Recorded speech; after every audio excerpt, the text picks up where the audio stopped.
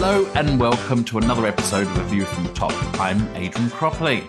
A View from the Top is a regular podcast from the Centre for Strategic Communication Excellence, where I interview some of the world's leading communication professionals as we explore their career journey.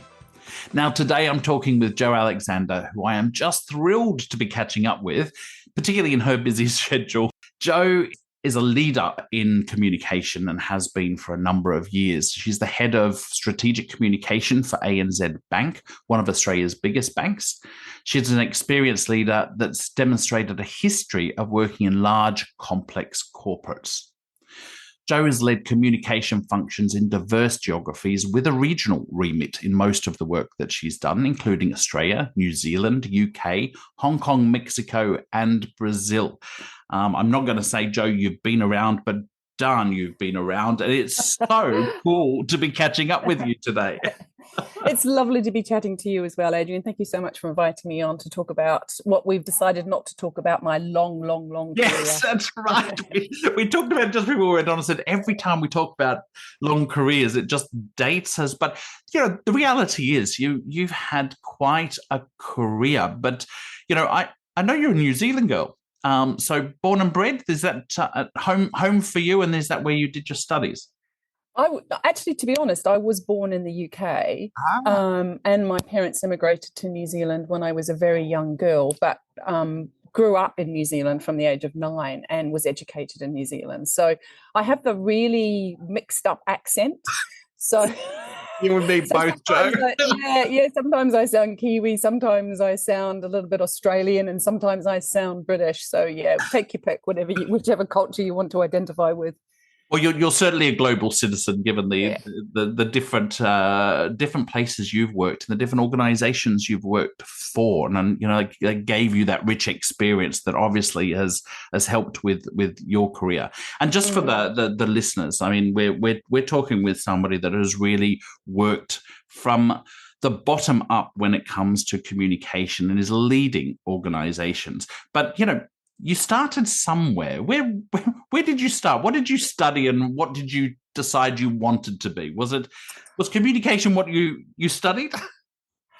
No, I wish I had, though. It wasn't around in my day, which does date me, I guess. So you didn't really have a lot of choice in study, so much choice as you do these days. So I grew up in a small town called Whangarei, which is in the north of the North Island of New Zealand. Had, when I was living there, about 27,000 people. And I ended up going to the University of Waikato, which is kind of in the middle of New Zealand, and did a glorious Bachelor of Arts, because, you know, like a lot of communications people, I excelled at English at school. And really, it's hard to think too far ahead when you're younger. Maybe it's different today, but back when I was making decisions about what I wanted to do, all I could think about was I was going to go and do something I was really good at, which was English. And I didn't really think, where was that going to lead me? And if you'd sort of probed me at that stage, I probably would have told you the answer, that I was going to go and study. I was doing an intermediate to go and do law and switch universities later and do law. But then in the end, I was having way too much fun doing a Bachelor of Arts and just stayed where I was. So, you know, I did a BA. I mean, you know, it was lots of fun. I didn't have to worry so much in those days about creating a debt, because I was probably the last of the generation that got my education paid for by the state. And then I ended up, because I couldn't actually, it didn't really qualify me for anything. I think my first job was as a receptionist at a radio station in Hamilton, which was a ton of fun, actually, when you're 21 years old. I would have been. Yeah, and then I ended up in a company called Woolrest, which you won't know, but they were an early adopter of the concept of marketing. So this is back in the early 80s. And they made this product, which was like a wooden underlay that sat on your bed, and it made it really comfortable to sleep on, and it had all sorts of health benefits. And they were massive marketers. And so I started working for them, not in a marketing capacity, but got introduced to this whole world of what marketing was, and thought, wow, this is a really interesting area. And it felt like it was not too far a step from, being good at English. So I ended up moving into marketing, and so that was really the first part of my career was marketing. And I went back to Auckland University at that stage and did do some studies in marketing and business. And so that's when I really made some more, better decisions about what I was going to do for my career. Well, they were definitely good marketers, because I can confirm to you that we all had Wilrest on our beds. Oh, yeah. So you have heard of them? Oh, absolutely! That's great. Yeah, they were very so good. big in the 80s. Yeah, it was. Yeah. So if you're an 80s child, yes, you'll remember them. And they were very successful in Australia as well. So yeah, so I worked for them, and then kind of moved around in marketing. Moved to Honda, the motor vehicle company. Oh yeah, yep. And it was in Honda that I kind of moved from doing advertising and promotions and moved over into public relations. And that was how that was my sort of first intro into that kind of world of communications. And was dealing with the motoring media, who were really powerful in those days. They probably still are powerful in terms of what was going to happen to the success of your motor vehicle. Yeah. Launched a number of new cars in New Zealand, got to understand how the whole kind of marketing product development process worked. And then sort of from there got interested in communications, went back to university and did a communications qualification at that stage.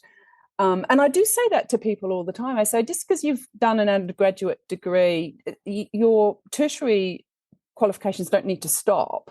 No. I mean, it's a lot. You have to be a little bit more organized to do tertiary study when you're working. But what I found was I was so much more engaged in it. Because it was actually relevant to what I was doing. I actually found it more applicable and could bring into it so much more rich experience for my day-to-day life that I got so much more out of the tertiary study. So, that's something for people to think about. Yeah, and it's a sense of, you need to kind of find yourself first, isn't it? Yeah, oh, yes. I was talking, in fact, I caught up with a group of friends only yesterday that I hadn't seen for 38 years. We went to school together, and we were talking about nothing we did. Not one of us had done anything that we continued in our original studies, but most of us had gone back and studied something else once we'd found our interest, right?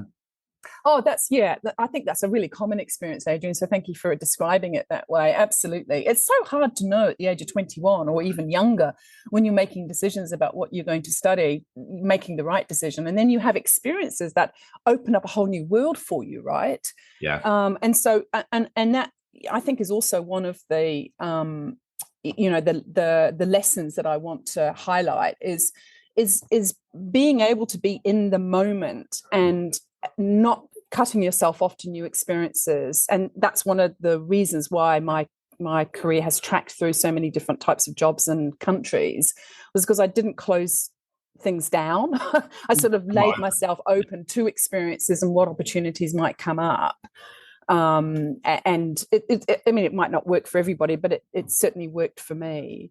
When did it solidify for you that communication was the place you wanted to be?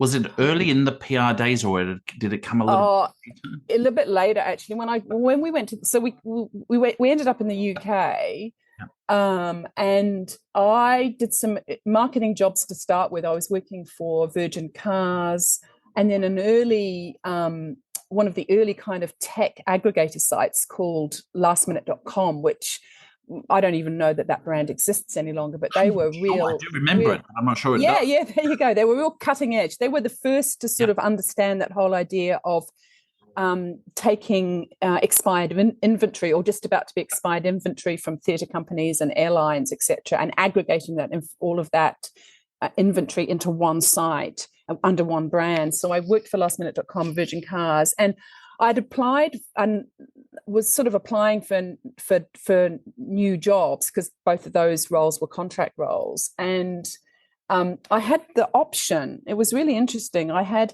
two options in front of me. I had continuing on with marketing and for one of the big consultancies, I can't remember which one it was now, or going into what at that time in the early 2000s was quite a newish and developing area, which was employee communications. Yes. Yep. Yeah, and Shell offered me that role, and that was a real turning point, or a sliding doors moment for me. I could have just continued with my marketing, or taking a leap into this new area called employee comms. And I thought, do you know what? I'm going to go down this employee comms route. This really interests me. So that's when I leapt into comms, completely kind of said goodbye to my marketing world and said, right, I'm going on this communications journey. And then worked for Shell for 5 years.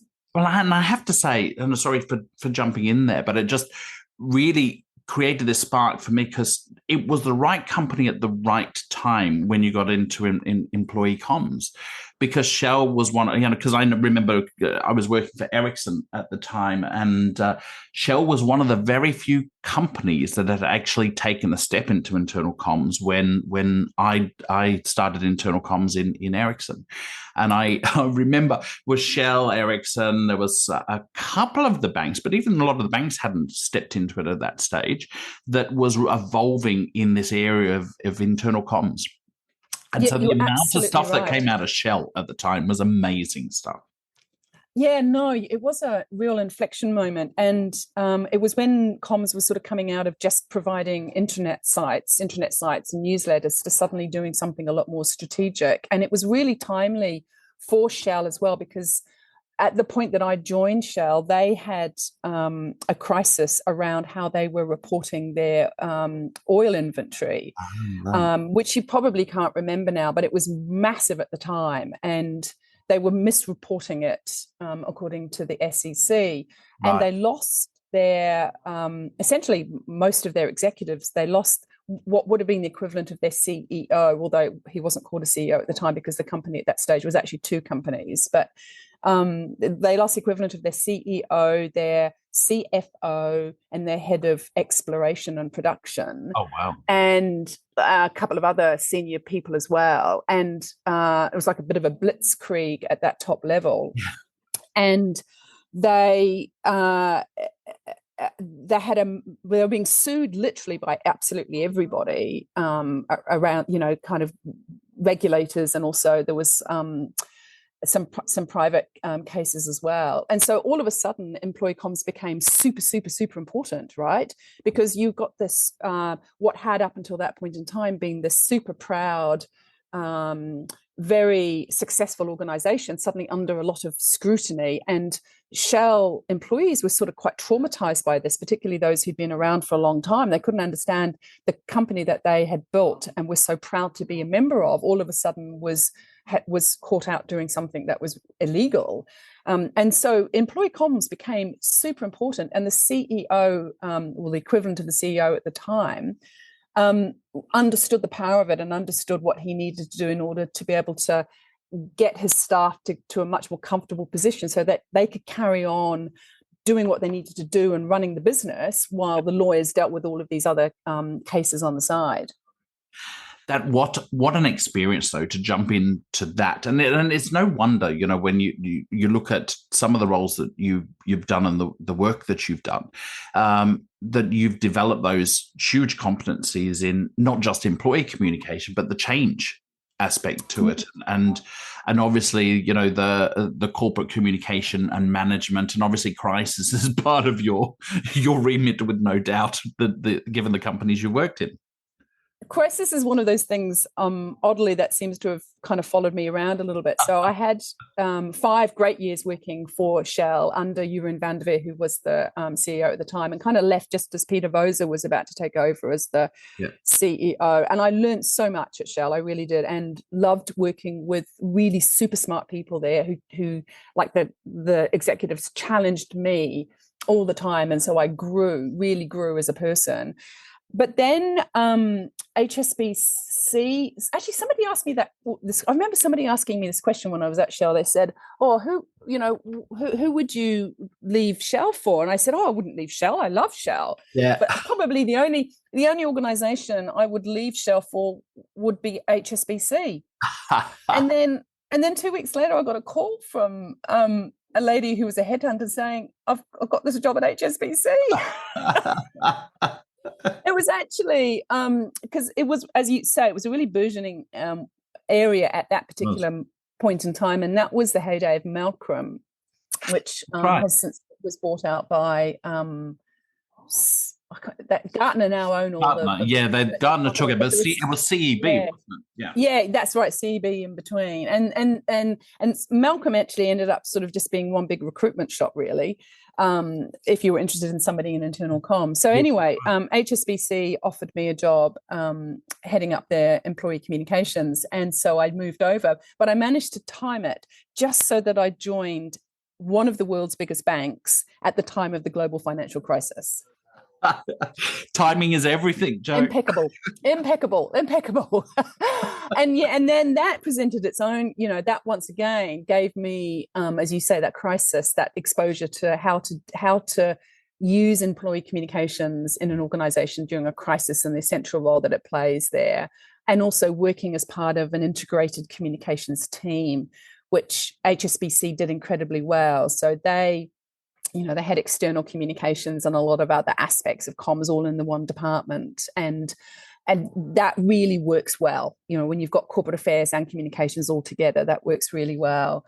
But it wasn't just the financial crisis that provided the challenge at HSBC. The big challenge for HSBC was the anti-money laundering fine, the $1.8 or $1.9 billion fine that they copped for, flouting the regulations around money laundering. And that was a bigger issue for HSBC than the financial crisis, which they weathered quite well. And that in itself was a whole sub-theme to the communications that we were doing at the time. Plus, we were trying to, like any major organization, goes through these periods of massive change, restructures, trying to get cost out, all of that kind of stuff. So there were so many issues that employees were trying to deal with. Employee comms became quite an important way of helping people to make sense of all of this change that was happening. And it's, when you jump into complex organizations, and you really have worked for the most complex, when you look at petrochemicals is a very complex structure, very multifaceted in its approach. So getting employee communications or people in organizations to really understand the business is a hard slog. But I would imagine banking is just as complex. Oh, yeah, equally, just different pressures, different types of stakeholders. The regulatory, it needs to be regulated, but the regulatory scrutiny provides lots of challenges. And I actually then ended up working in Mexico City. So, but not related to the fine. It was much more related to the other challenges that the bank were going through at that point in time. They were selling assets, because retail banking is a scale business, and they had acquired a lot of businesses around the world that didn't have enough scale to make them profitable. And so I ended up in Latin America because they were essentially selling their Brazilian business, which they've now sold to a local Brazilian bank. And this is how big Brazil is, just to give you some kind of concept. The HSBC Brazil business at the time had something like 800 or 900 branches, right? And they were like number 8 in the scale of Brazilian banks. Oh, wow. So yeah. Just so it was a big business, right? It was a massive business. And what the big project that I sort of worked on during that time that I was based in Latin America was that sale, and how to keep your employees focused on doing their day job while this whole sale thing is going on in the background, right? And all of this uncertainty is happening in the background, like it's for sale, who's going to be the buyer? Will it be another Brazilian bank? Will it be an overseas bank? How are they going to change it? All of those sort of questions that sit in the minds of employees. And we managed to retain the attention and commitment of the employees in Brazil, but also delivered some of the most outstanding engagement scores that the bank had ever had during that particular period. So it can be done, and communications can really make a difference to the business if it's done right. And don't we wish businesses would get that? And it's nice when one does, but it comes from hard work of people like yourself, Jo, that says, right, we can demonstrate that if we keep the communication up and keep everybody engaged during change, the cost savings on a business is immense, particularly when you're going through, and we know the stats that most communication changes do not meet their financial targets because of the change journey. Yeah. I mean, just back to the point you made, I feel like I have always worked for organizations that really do get employee comms. Maybe that's just luck. I've worked for large, complex organizations that have learnt the hard way that it really is important. Yes. But it also it behoves you as the practitioner, though, to always work to a level of excellence to kind of match that expectation. And that's why my role has that weird title of head of strategic comms, because it's the strategic bit that really does add the value. You have to keep on pushing all the time and understanding the business and asking the right questions and not being afraid to challenge things, and not just being, there was something really interesting that I read a little while ago. It was about a completely different topic, but I quite like the metaphor. And they were talking about the difference between general practitioners, GPs, and plastic surgeons, and the difficulty of patients understanding the pros and cons of different options. And so I say to people, I don't want to be the plastic surgeon. Like, I'm not.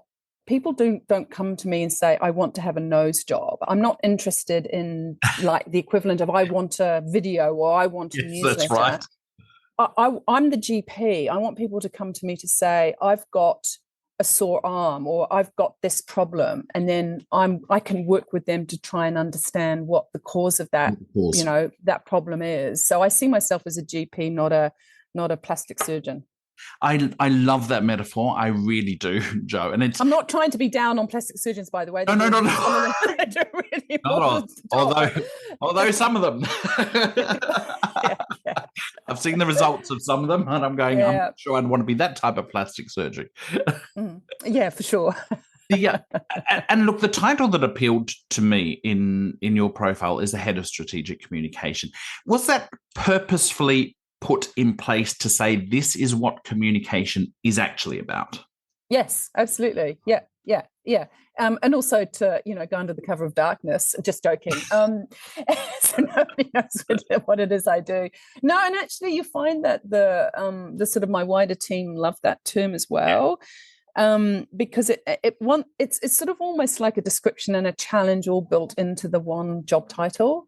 Because it's always challenging you to make sure that the work that you're providing or doing every day is at that strategic level. You're not just the implementer, you're not just the doer, you are the business partner, and you're helping organizations to solve problems. I really do love having that in my title rather than internal comms or employee comms, but I'm not shying away from that. I'm not ashamed of what I do. I'm really proud of what I do, but I just want people to really focus on the strategic element of it and what a difference that can make. And it's quite an evolution, and we have been talking about this for years in internal comms, because I remember back in the Melcrum days when we were running the Black Belt program. So yes, Lewis and Liam Fitzpatrick, I know they did a lot of work with Shell back in the day, and I was running the Black Belt program with Melissa Dark here in Australia and across Asia Pacific. And a lot of what we were talking about then, it was the inspiration for starting the Centre for Strategic Communication Excellence, is that we have evolved, and the more that we talk about we're delivering outcomes for an organization and that we are strategic communication practitioners, we start letting go of that stigma that's associated with, well, your employee comms, so I need to give you the emails to send out or the posters to put up or hand out the pizzas when we're having a function. And there's still people that are grappling with that change. Now we tend to do it really well in the bigger organizations because we've matured, but there's a whole lot of people out there that are working for small, mid-sized organizations, and I'd love to explore with you maybe the do's and don'ts of building a role that is much more strategically focused. Yeah, I mean, like if I think about some of the things that I'm working on right now, it's about showing up and not always wearing your communications hat. It's about showing up and wearing your business hat, right? So a couple of the really interesting projects that I'm involved in this year, and one of them I've been involved in for the last 3 years because it sort of got kicked off during the pandemic. It's what we call our How We Work project, or which is the future of work, which is how we're going to be, configuring the offices, dealing with the technology, how we're going to be interacting with each other in this new hybrid way, and what that interaction looks like. Now, I'm not there necessarily thinking about the comms related to that. I'm on this group thinking about what does that actually look like? What do we need to make that work?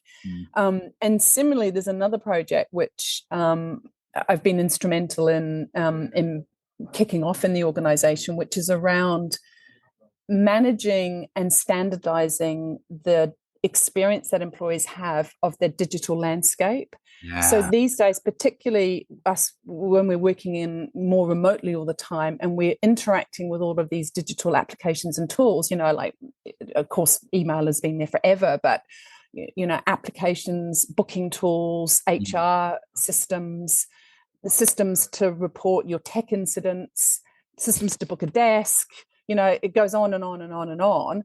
And how does that all work together? Because often, individual product owners for those particular products are just thinking about it through their lens, right? Not thinking about how that whole ecosystem comes together. And, have we standardized the way we talk about things? Have we standardized the navigation? Are we making sure that we don't add on these unnecessary functionality? Now, when I'm talking about that, you're not really hearing me talking a lot about communications in there, are you? No. I'm leading this because it's a business project, and then later I can think about how I might apply it from a communications perspective. So I think that's probably one of the other things I just want to highlight, as well as being open to opportunities, is don't always lead through communications. Lead mentally from the business perspective. And that's a really good lesson to share, Jo, because it is very much focused on what's the outcome that we need to get for the business. What's the business trying to achieve here before we even think about the communication. And it is very easy for communication professionals to step into, we could do this and we could do that without hearing the whole conversation about understanding the whole journey that an organization has to go on. Yeah. So what's some of the other tips you would share for people getting ahead? And I think that one was absolutely hugely pertinent to roles. So what are the do's and don'ts for communication professionals to really focus on being more strategic?